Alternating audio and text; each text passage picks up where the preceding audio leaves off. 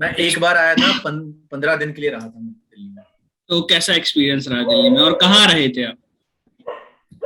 एक मेरा उसको शांत हो जाने देते हैं। मतलब अगर मैंने ये जगह परफॉर्म किया होगा तो उसमें ये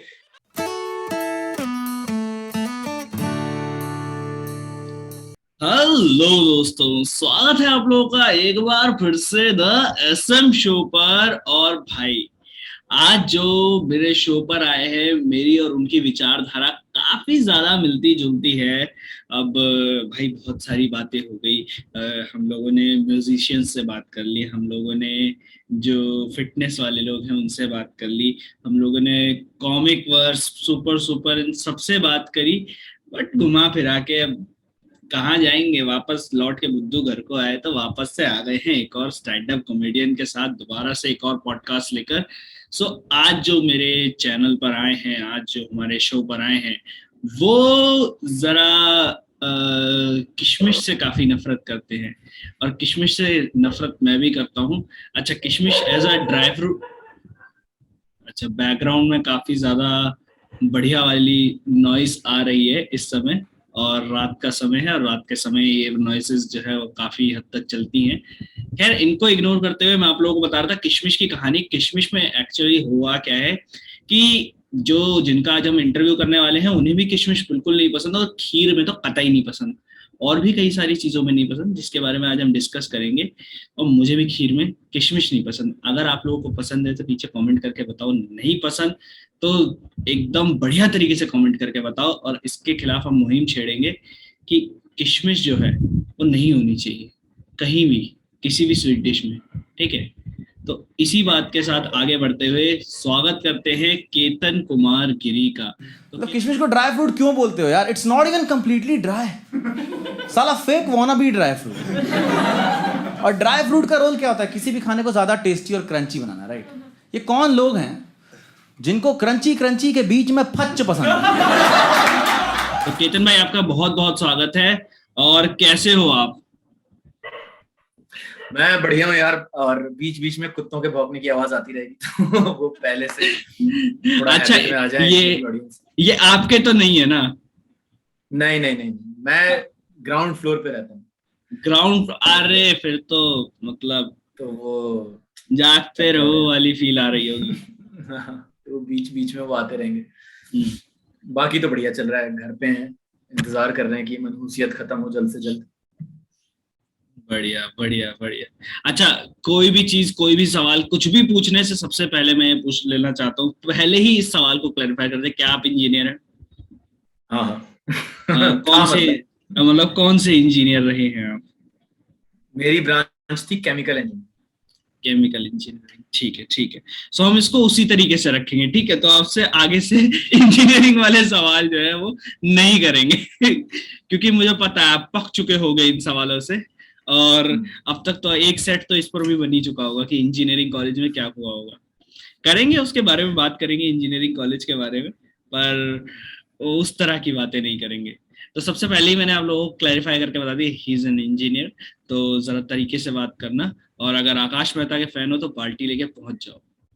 अब किस लिए पहुंच रहे हैं वो आकाश मेहता के फैंस ही जानते हैं। तो केतन भाई, रेडी हो ना उसके लिए? हाँ हाँ। इतना स्टेमिना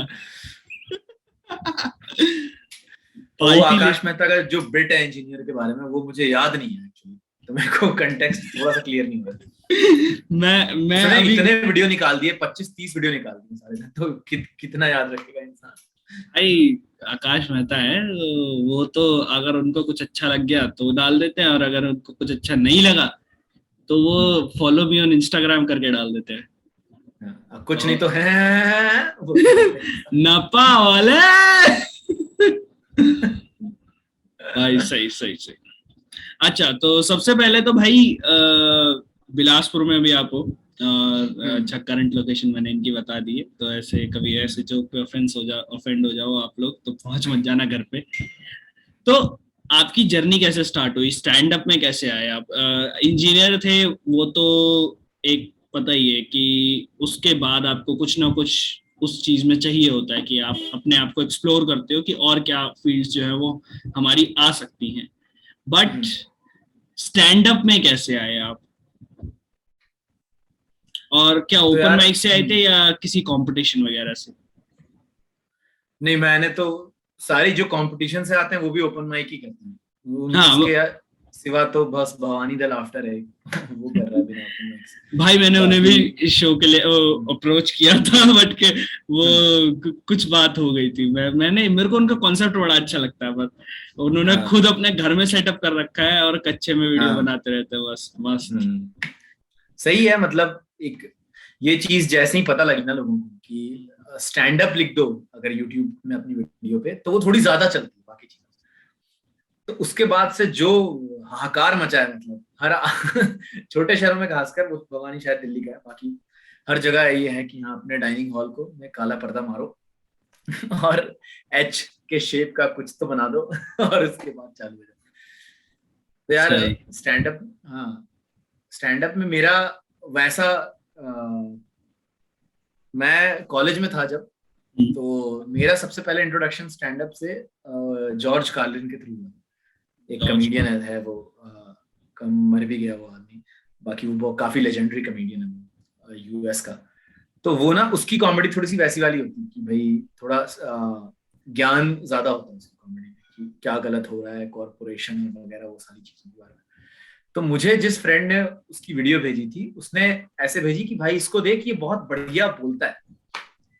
अब हमें ये नहीं पता कि इसको स्टैंड अप कॉमेडी कहते हैं। अपने दिमाग में स्टैंड अप वर्ड ही नहीं था। अपने दिमाग में था कि एक तो वो कॉमेडियन होते हैं जो राजू श्रीवास्तव वगैरह होते हैं कि वो ढंग अब तगड़ धूम पे पंच लाइन चलती है उनकी, और ये कभी नहीं बनना जिंदगी में, क्योंकि लोग हंस रहे हैं इसके ऊपर, क्यों बनना है ये दिमाग में कि अपना मजाक क्यों उड़ाना है ना।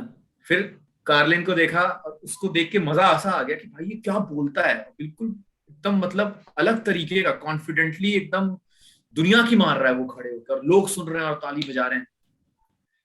उसको सुन सुन के बस खुश होते रहते थे। फिर थर्ड ईयर में जाके बाकी चीजें देखी मैंने, ये बिस्वा कल्याण रथ और डैनियल फर्नांडिस वगैरह को, केनी सेबेस्टियन को। तो फिर मुझे समझ में आया कि अच्छा वो जो बुढ़ऊ बंदे को देखते थे ना हम वो एक स्टैंड अप कॉमेडियन है, और वो जो माइक पे बोल रहा है this is stand up comedy. और ये किस ईयर की बात होगी अभी? ये होगी, साल था 2015। 15। 15 और 15 में जब एआई भी बूम मार रहा था। हाँ, तो एआईबी वगैरह को मुझे ऐसे ऐसे पता था कि ये टीवीएफ जैसा एक ग्रुप है जो कि ये भी कंटेंट बनाता है, बस टीवीएफ वाले गाली नहीं देते, ये गाली देते ये गाली इतना पता था मेरे को। उसके अलावा नहीं था कि ये भी स्टैंड अप कॉमेडियन है, वहां से आए हैं, ये सब कुछ नहीं पता था मुझे। ये पता था कि टीवीएफ वाले आईआईटीएन हैं, और हम तो जो आईआईटी क्लियर कर लिया वो उसके मजदूर जैसे बन जाते हैं। हम जो इंजीनियरिंग वाले जितने हैं ना, जिन्होंने नहीं निकाली आईआईटी, उनके लिए आईआईटीएन ऐसा होता है कि भाई ये मेरे से तो आदमी ही अच्छा है, ये इंसान एज इसकी क्वालिटी अच्छी है, इसकी जीन्स की, वैसा वाला मेंटेलिटी अपना थोड़ा सा रहता है। तो उस हिसाब से टीवीएफ के लिए रिस्पेक्ट आता है। तो फिर थर्ड ईयर में ही हुआ, और थर्ड ईयर में ही क्या हुआ कि मेरा एक दोस्त, तो थर्ड ईयर के एंड में ना, इंजीनियरिंग जो भी करता है उसको पता होगा ये बात की ईयर एंड में आपको इंटर्नशिप करनी होती है। तो मैं गया था अहमदाबाद और मेरा दोस्त गया था दिल्ली इंटर्नशिप करने के लिए। तो उसने वहां पे डिस्कवर किया ये सारों को, ओपन माइक्स डिस्कवर किए उसने। और वहाँ उस समय कोई फेमस नहीं हुआ था, तो मानिक माना, जाकिर खान, ये सारे एक शो में लाइनअप में 10-10 मिनट कर रहे थे। वहाँ ये उन लोगों से मिल के आया, फिर खुद भी एक बार 5 मिनट उसने परफॉर्म भी करा था। और फिर जब वो वापस हम फोर्थ ईयर में आए तो उसने बताया कि भाई ऐसी ऐसी चीजें हो रही हैं और ये हम कर सकते हैं और ये ऐसी। तो हमने सोचा कि हम यहाँ, जो मेरा कॉलेज है वहाँ इस शहर में हम स्टार्ट करेंगे इसको। ये फोर्थ ईयर के स्टार्ट में सोचा और ग्रेजुएट हो गए बिना कुछ किए। बहुत बढ़िया, बहुत ही बढ़िया। सपने सुहाने लड़कपन के, बढ़िया कि ये करेंगे वो करेंगे, वो उखाड़ लेंगे 4 मुर्गी के 10 अंडे, 10 फिर उन 10 अंडों में से 10 मुर्गियां, उनके 15 अंडे वो वाला, और एक बड़ा मुर्गी फार्म हो जाएगा। और उसके बाद भैंस खरीद लेंगे, दूध के ड्रम भरा करेगी। बहुत बड़े आदमी हो जाएंगे। तो उसके बाद वो खत्म हुआ, फिर मेरी जॉब लग गई। जॉब लगने के बाद जब मैं बैंगलोर आया तो 2017 में 1 मई 2017 को फिर मैंने पहला ओपन माइक किया।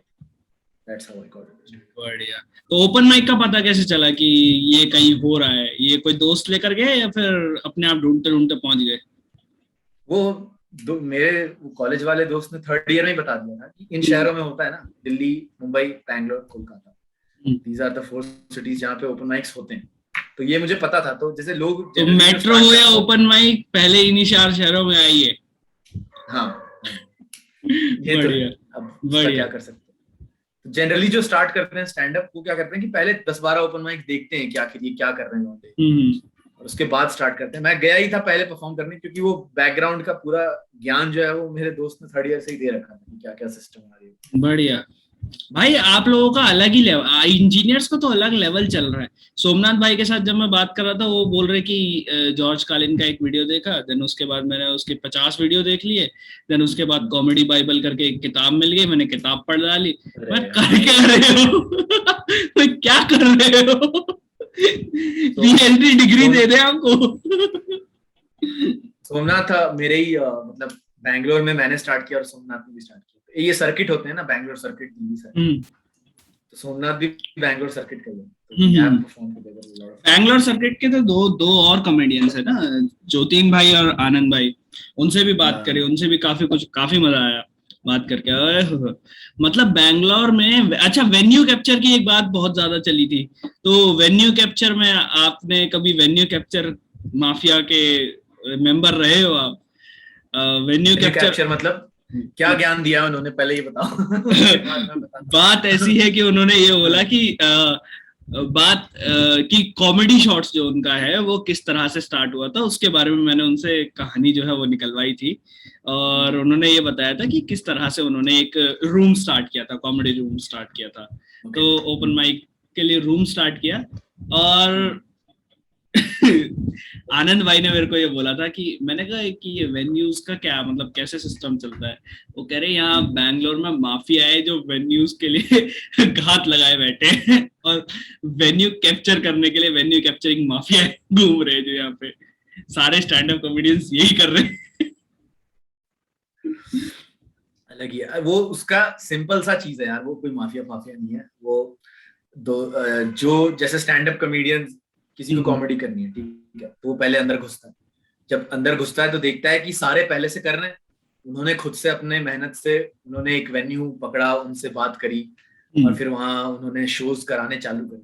तो अब जिस बंदे ने मेहनत किया है किसी वेन्यू को बनाने में, वो तुम्हें ज्यादा मौके क्यों देगी? वो अपने लिए कर रहा है ना। तो कॉमेडी शॉट्स वालों में इन्होंने ये जुड़ गए, इन्होंने अपना एक ग्रुप बना लिया और इनके 2-4 वेन्यू इन्होंने खोल लिए, वहां ये कर रहे थे। तो अब जैसे मैं नया आया हूँ, तो मैंने मांगा इनसे, तो इन्होंने दे दिया कि हाँ भाई तू ले ले। लेकिन अब ये हर बार हर हफ्ते अब करना तो मुझे हमेशा ही है ना, मेरे को 7 दिन चाहिए। अब 7 दिन ये क्यों दें? इनके तरफ से भी बात सही है भाई कि हमने खोला है तो हम तू 1 दिन ले ले, 2 दिन ले ले। तो फिर जो भी आता है उसका ऐसा होता है कि भाई अगर मुझे ढंग से करना, मुझे अगर आगे बढ़ना है स्पीड में, तो मुझे खुद अब वेन्यू खोजना पड़ेगा। तो वो फिर अपना निकल जाते हैं कि हाँ भाई तू भी नया है, तो चल अब हम 3, जैसे मैं जब आया तो मेरे साथ 2 और आए थे, कबीर नाम है एक बंदे का, एक कार्तिक है। तो वो लोग अभी भी they are still grinding, video अभी नहीं निकाली, वो निकालेंगे तो उनके बारे में भी जान जाओगे। तो हम तीनों ने फिर सोचा कि यार हम अपना ग्रुप बना लेते हैं। तो जैसे उन्होंने कॉमेडी शॉट्स बनाया, वैसे हमने हिप्पो लाफ क्लब बनाया एक, और फिर उसमें फिर वेन्यू ढूंढ के फिर हम अपना स्टार्ट कर दिया। That's it. उसका हाँ, हिप्पो लाफ क्लब के बारे में मैंने सुना है कहीं, मतलब इंस्टाग्राम वगैरह पे देखा है मैंने। काफी सही। अच्छा, अभी जिंदगी कैसे चेंज हुई? मतलब अभी बैंगलोर में काम कर रहे थे आप लोग, ओपन माइक्स वगैरह कर रहे थे, शोज वगैरह करवा रहे थे, और सडनली अब बिलासपुर में आकर पटक दिए गए हो कोरोना की वजह से। तो जिंदगी में क्या हलचल मची है और किस तरह के चीजें जो है वो बदल गई हैं? अंधकार आ गया है जिंदगी में बहुत जोर से। उसके रे ऑफ होप यही है कि खत्म हो जल्दी से यार, बस। बाकी तो वही है यार, अब वो जूम पे लोग कर रहे हैं, मुझे वो पसंद उतना आता नहीं है, लेकिन मजबूरी में करना पड़ रहा है, क्योंकि स्टैंड अप ऐसी चीज है ना कि आप अगर 1 हफ्ते भी छोड़ दो तो आपके जंग लगने लग जाता है। हाँ, वो आपके जोक्स की डिलीवरी, क्या हर चीज बिगड़ने लग जाती है। तो अब उसको मेंटेन करने के लिए जूम शोज करते हैं, तो मैं भी जूम शो करता हूँ। मैं सोलो 1 घंटा करता हूँ, क्योंकि अब वीडियो आ गई तो लोग टिकट खरीद लेते हैं लकली।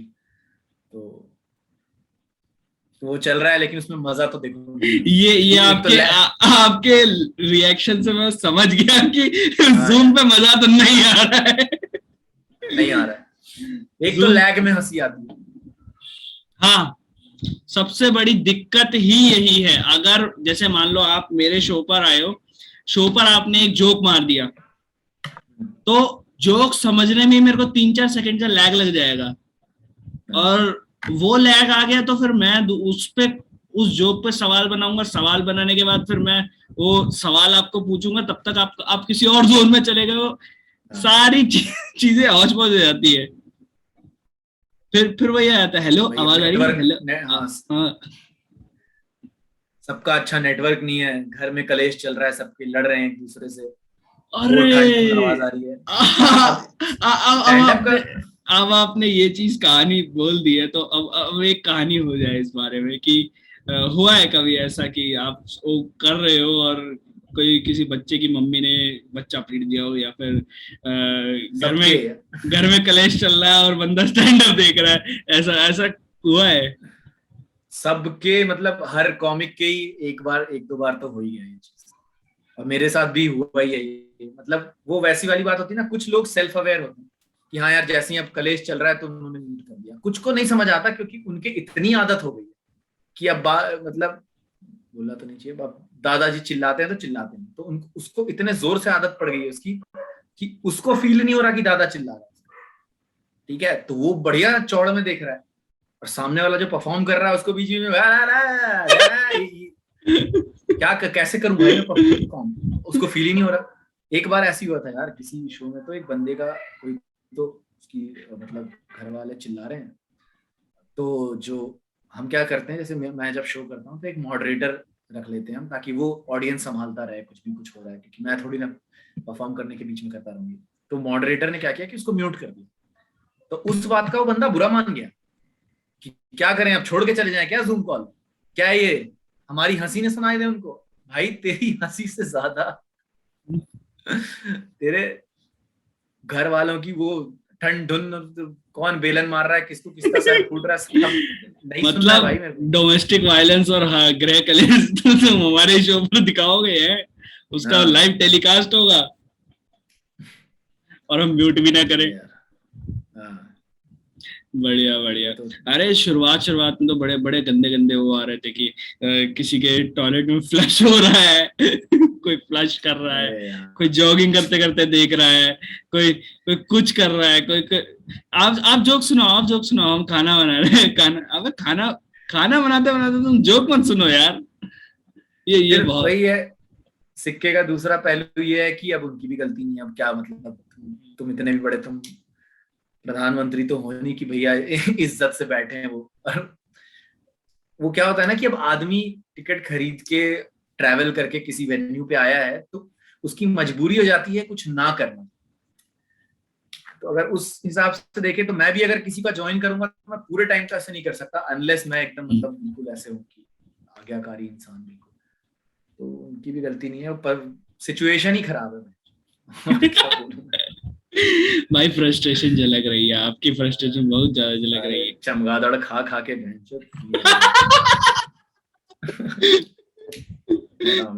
फिर 25 दो बीमारी और आ गई वहां चाइना, इनके खत्म नहीं हो रहा ये यार। ये चाइना का क्या किया जाए यार सारा, एक तो ये क्या ही किया जाए, इन लोगों का कुछ नहीं किया जा सकता भाई।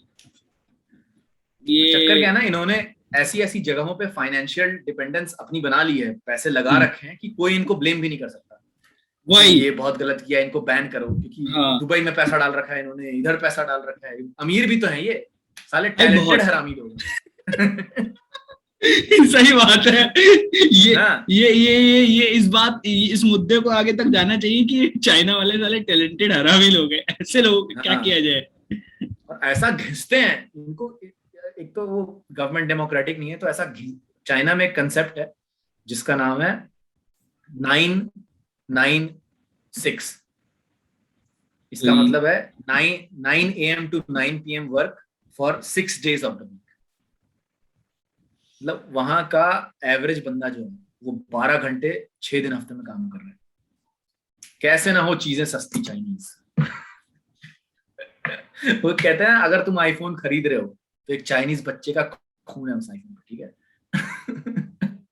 चाइनीज आईफोन अगर खरीद रहे हैं, नहीं पार्ट्स, आईफोन जो अपना एप्पल वाला जो हाँ। कंपनी है वो चाइना में बहुत सारे पार्ट्स बनवाती है सस्ते में। अरे सारी कंपनियां बनवा रही हैं, सारी कंपनियां पार्ट्स वहीं से बनवा रही हैं और फिर असेंबल कर रही हैं, बस और कुछ नहीं उनका। हमारे हाथों पे खून लगाए चाइनीज लोगों का। तुम अगर आईफोन चला रहे हो।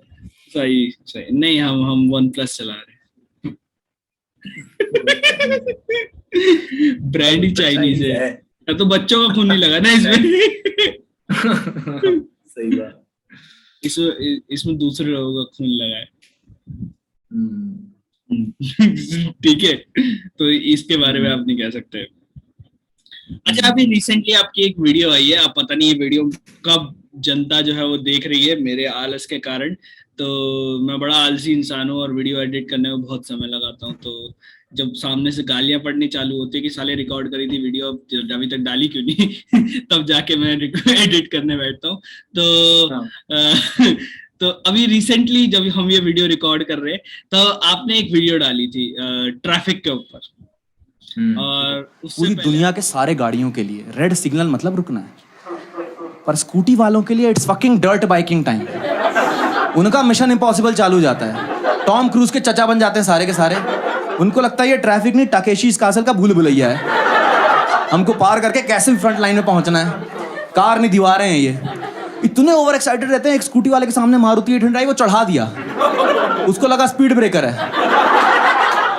उससे पहले आपने एक किशमिश पर वीडियो डाली थी कि मतलब उसमें बहुत सारे कंटेंट थे, बट एक किशमिश जो है वो बहुत ज्यादा उसमें पॉपुलर जोक हुआ था, और मतलब रील्स काट के लोग चिपका रहे थे उसको। तो एक तो ये किशमिश का आइडिया, किशमिश की जो ऑब्जर्वेशन है कि खीर में जब किशमिश आया था खच्चे से, किसको पसंद आ रहा है।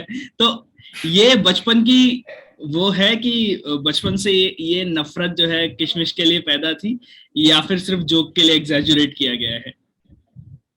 नहीं यार, ये तो खीर खाते खाते आया था आइडिया कि काजू मिल रहा है, बादाम मिल रहा है, पिस्ता मिल रहा है, फिर अचानक से फच, क्या है ये, पूरा मूड खराब यार। कंसिस्टेंसी बढ़िया, आदमी एंजॉय कर रहा है, और ऊपर से वो फच आने के बाद वो, और उसके बाद खीर मीठी भी नहीं लगती। हाँ, क्यों डालते हैं लोग, पता नहीं क्यों वो नहीं, उस पे बहुत एक अच्छा आपने मुद्दा उठाया था कि उसको ड्राई फ्रूट बोल क्यों रहे हैं। वो पूरी तरीके से ड्राई भी नहीं है, वो जेली है। हाँ, मतलब इतना ड्राई कर दिया तुमने अंगूर को तो भी बच गया उसमें ऐसा गुलगुला सा। बताओ, हद हो रखी। मतलब अंजीर को एक बार को ड्राई मान लेंगे, चलो कोई बात नहीं, अंजीर ठीक है, पर किशमिश, और किशमिश को लोग समोसों में डाले, समोसों में भाई। ये तो मैंने नहीं खाया, बट ये पाप कौन कर रहा है, जो भी कर रहा है ये दिल्ली में कुछ लोगों ने किया है, और भाई दिल्ली ना, पिटीशन डाल रहा हूं मैं इसके खिलाफ, और पिटीशन पे अगर 10 साइन भी आ गए ना, मैं उसकी दुकान बंद करवा दूंगा, मैं बता रहा हूँ। लोग समोसे, भाई समोसे में आलू, नमकीन चीज, पापड़ी उसकी नमकीन चीज, उसमें किसको किशमिश चाहिए यार। दिल्ली में ये हो रहा है। गौरव कपूर की अभी 2 दिन पहले वीडियो आई थी, वो कुछ भी, वो वेस्ट दिल्ली नाम का कोई तो एरिया है, वहां जो भी चीजें जाती हैं उसमें एक तो तंदूर में डाल देते हैं, और वो मेयोनीज और वो चीज ग्रेट, जो जाए वहां पे। नहीं, चीज ग्रेट मुंबई का है, नहीं चीज ग्रेट मुंबई का है, वो मुंबई का। हम तंदूर में डालते हैं, हम उसको मक्खन लगाते हैं, और फिर हम उसको फ्राई कर देते हैं, और फिर उसका अफगानी जो वर्जन निकालना होता है, मतलब जो हमें पसंद है हम दूसरों के नाम पे निकाल देते हैं। मलाई डाल देते हैं, मलाई डाल देते हैं, दूध में डाल रहे चीज, दूध में नमकीन चीजें डाल के खा रहे हैं हम। चल रहा है यार ये सब। भाई चल रहा है बहुत दिल्ली में, कतई स्कैम हो रहा है। अच्छा दिल्ली आए हो कभी आप परफॉर्म करने या वैसे ही? हाँ, तो आया कैसा हूँ रहा मैं, पर मैं दिल्ली ज्यादा का दिन के लिए नहीं आया हूँ। मैं एक बार आया था, 15 दिन के लिए रहा था मैं दिल्ली में। तो कैसा एक्सपीरियंस रहा दिल्ली में और कहाँ रहे थे आप? एक मेरा उसको शांत हो जाने देते हैं। नहीं होंगे शांति, पता नहीं इनको हर दिन जागते हैं ये, वही 11 भाई बजे के बाद से वो। तो रोटी मिल जाती होगी तो उसकी खुशी में भौंकते होंगे, नहीं मिलती होगी तो दुख में भौंकते होंगे। दो में से एक कारण है इनके भौंकने के। हाँ, तीसरा सेक्स। नहीं है उसके लिए भौंकते नहीं है, उसके लिए सीधा ढूंढते हैं। काफी तुम लगती है पीएचडी। बड़ी तो मैं एक बार नेपाल दिल्ली, गया था। हाँ हाँ हाँ, आप बताओ दिल्ली दिल्ली। मैं आदिल रहमान को अगर जानते हो, वो नाम स्टैंड सुना अप कॉमेडियन। नाम हाँ, सुना। तो वो मेरा दोस्त है, तो उसके यहाँ मैं रुका था और 15 दिन मैंने फिर इधर उधर परफॉर्म किया। हम्म। तो बढ़िया लगा मुझे माहौल तो यार, और खासकर मतलब मतलब थोड़ा एक वहाँ। जोक्स की डिलीवरी किस तरह से देखी जाती है कि दिल्ली में किस तरह से लोग जोक ले रहे हैं और बैंगलोर की ऑडियंस किस तरह से जोक ले रही है, तो उसमें कुछ डिफरेंस आपको दिखाई देता है? मुझे ऑनेस्टली नहीं फील हुआ अगर कंपेयर करें, क्योंकि बैंगलोर में भी देखो, बैंगलोर में जो वहाँ यहाँ के नेटिव लोग हैं, जो हम्म कन्नडिगा लोग हैं, उनको तो हम ऐसे भी नहीं सुना सकते, क्योंकि मैं एक हिंदी कॉमेडियन हूँ। हम्म तो हम उस प्राइम जगहों पे परफॉर्म करते हैं जहाँ सॉफ्टवेयर इंडस्ट्री है बैंगलोर में। हम्म। तो यहाँ भी दिल्ली वाले ही रहे सुनने के लिए। नॉर्थ इंडिया के, दिल्ली, राजस्थान, सही सही यूपी, सही। यहीं के लोग आ रहे हैं। तो वैसा फर्क नहीं पड़ा, लेकिन मुंबई जाने पे मेरे को फर्क नजर आया कि मुंबई की जो ऑडियंस है ना, थोड़ी सी ओवर एजुकेटेड और ओवर सेंसिटिव लोग जो होते हैं ना, वैसे हैं वहां पे। कि कुछ अगर थोड़ा सा डार्क सा जोक आ गया या कुछ वैसा सा जोक आ गया, तो वो हॉ करते हैं हंसने के बजाय। तो फॉर एग्जाम्पल हो जाए कोई जोक वो आपने मारा हो और उसको दिल्ली में या बैंगलोर में मिला हो कि अरे भैया क्या मतलब धागा खोल दियो, और कुछ मुंबई जैसे में कुछ हो। मरने वरने पे अगर जोक पड़ गया, ठीक है कि यार ये ऐसा हुआ और फिर वो आदमी मर गया, ठीक है। या फिर एक एक एक जोक था मेरा, अभी भी है, उसको डालूंगा ही बाद में कभी, बट एक ऐसा जोक था कि वो इंसान बहुत ही अनलकी है जो वर्ल्ड ट्रेड सेंटर से निकलने ही वाला था जिस दिन लादेन ने अटैक किया था, और फिर उसको सुसु आ गई। है ना? सही। तो है ना, मतलब मूतते मूतते समय भी वो यही सोच रहा था होगा कि 2 मिनट अगर और रोक लेता तो अभी छाती पे टीएमटी सरिया तो नहीं घुसा, है ना? सही। तो ये जोक है। बैंगलोर मस्त चलता है, दिल्ली में ताबड़तोड़ चलता है, मुंबई वाले हाँ, फिर छाती पे टीएमटी सरिया। जो तुम 10 साल पहले के एक इंसिडेंट पे अभी सिंपैथी, मतलब उनका थोड़ा ना वो वाली चीज है कि हमें यार सिंपैथी एम्पैथी हेल ये, पता नहीं यार, मेरे को तो एकदम, मतलब अगर मैंने ये जगह परफॉर्म किया होगा तो उसमें एक जगह होगा जहां पे अगर वो दिल्ली वाले ही अगर आए हुए हैं तो वो हंस दिए। दिल्ली क्यों बोल रहा हूँ मैं, कहीं और से भी आए हुए हो एक्सेप्ट मतलब मुंबई। नॉर्थ इंडियंस अगर आए हो तो हाँ, उन्होंने हंस दिया होगा, और बाकी जो है जो जो मुंबई उस के जो वो है ना, वो साउथ बॉम्बे या कहीं वो पता एजुकेटेड। नहीं कौन है वो यही लोग हैं। नॉर्थ से कुछ लोग आते हैं और 5 साल रह जाते हैं ना, तो उनका हो जाता है वहां जाके, सही यू नो सही। What this is like, I am like you are like, तो वो उस नो चीज वाले व्हाट। जो होते हैं तो वो हॉ कर देते हैं। उस हाँ सबसे बुरा, तुम मत हंसो, तुम डेड फेस लगा के मेरे को देखते रहो, वो मेरे को मंजूर है कि हाँ भाई और फनी बनना है। लेकिन ये जो हॉ करता है ना बंदा, हाँ, वही वाले लोग जो समोसे को टैकी बोलते हैं और वो क्या नाम है डोमिनोज में जाके वो क्या है वो क्या है अरे कौन सा है अपना जिससे बर्गर मिलता है, क्या मैकडोनल्ड्स में जाके वो उनका वो पिज्जा पफ खाते हैं, जो कि समोसे का ही एक वर्जन मान सकते हैं हम। पापड़ी तो वही है। खाया है कभी मैकपफ, खाया है मैकपफ? और हम उसमें ब्रांड्स के बारे में अंतर बात इतना ही कर है कि वो सकते हैं। काफी फ्लूइड, मैकपफ में काफी वो गीला कर देते हैं उसको, बिल्कुल ऐसे खाते गीला? ही साथ वो गिरना चालू हो जाता है। भाई गीला नहीं, उसको ऐसा करते हैं, उस पे लिखा रहता है कॉशन स्लरी। कि ये बहुत गर्म होने वाला है। तो एक बार हम लोगों ने ताजा ताजा क्या किया था, हम लोग मैकडी में बर्गर मंगाते थे और मैकपफ मंगाते थे, और मैकपफ जो है वो तब तक ठंडा हो जाता था जब तक हम बर्गर खाते थे, क्योंकि बतियाते हुए खाते तो तब तक ठंडा हो जाता है। और एक दिन मैकपफ नहीं था, तो उन्होंने बोला हम फ्रेश बना के देंगे आपको। हमने कहा ठीक है, फ्रेश बना के दो। और फिर हम लोगों ने बर्गर खाया और मैकपफ आया, और मैंने कहा चलो इसको आधा आधा करते हैं। उस दिन गोले का तेल और रतन जोत मैंने इतनी ज्यादा लगाई। एक तो है कि मैकडोनल्ड्स में ना गरीबों का सबसे मेन फूड मैकपफ है, क्योंकि सबसे सस्ता आइटम है। 25 रुपए का है यार, 25 रुपए में मैकडोनल्ड्स में कुछ मिल रहा है। हाँ, आलू टिक्की भी 35 रुपए का हो गया भाई। तो वो हमने तोड़ा, और 5 लोग खा रहे थे, 5 में से 5 की एक, किसी की जीभ जल रही है, किसी का हाथ जल रहा है, किसी का कुछ जल रहा है। हम बोल रहे हो वेटर की जल रही है। और पता नहीं यार, उस दिन बहुत जले थे हम लोग, बहुत जले थे उस दिन। जलने के किस्से बहुत ज्यादा हुए थे।